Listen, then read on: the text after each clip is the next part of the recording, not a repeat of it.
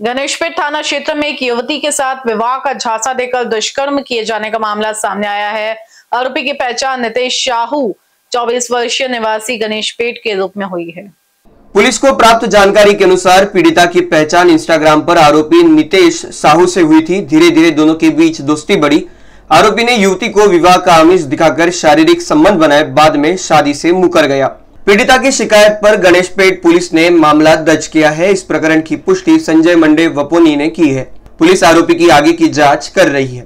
Police station Ganeshpeth येथे अपराध क्रमांक 477/2025 कलम 64(2)M 64(2)I 137(2) 115(2) 351(2) भारतीय न्याय संहिता सह कलम 468 पोक्सो अधिनियमानुसार गुन्हा दाखल करण्यात आलेला आहे।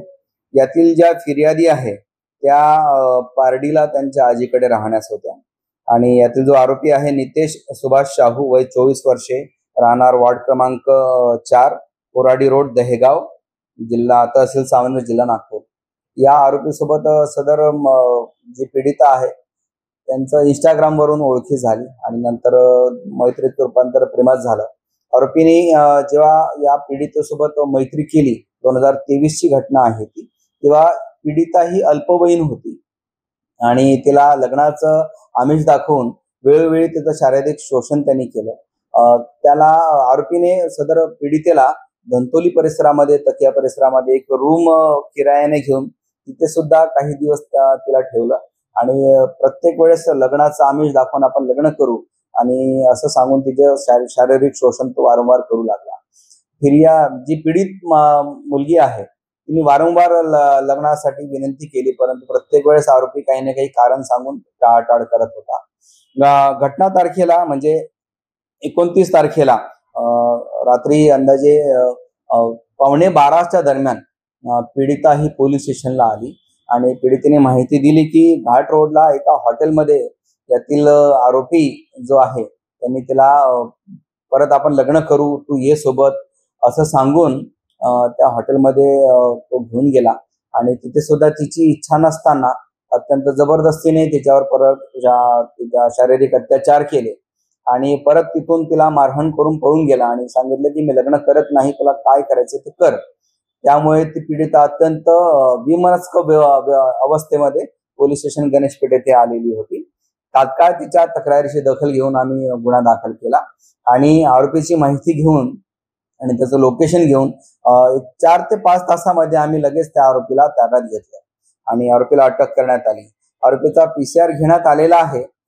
PCR दिनांक 3/10/2025 पर्यंत PCR होता।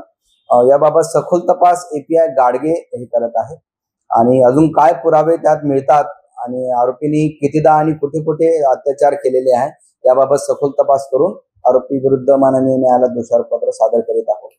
माझी विनंती आहे सगळ्या नागरिकांना, आताच नागपूर पोलीस आयुक्त साहेब आहेत जे डॉक्टर रवींद्र सिंगल सर यांनी ऑपरेशन शक्ती हे सुरू केलेलं आहे। ती ज्या पीडित महिला आहे किंवा अल्पवयीन ज्या मुली आहेत त्यांना असं जे समाजातील विकृत मनोवृत्तीचे जे युवक आहे किंवा व्यक्ती आहेत लग्नाचं आमिष दाखवून त्यांचं शारीरिक शोषण करतात आणि परत लग्नास नकार देऊन त्यांचं आयुष्य खराब करण्याचा प्रयत्न करतात। अशा या आरोपापासून वाचवण्यासाठीच नागपूर पोलिसांनी ऑपरेशन शक्ती सुरू केलेलं आहे।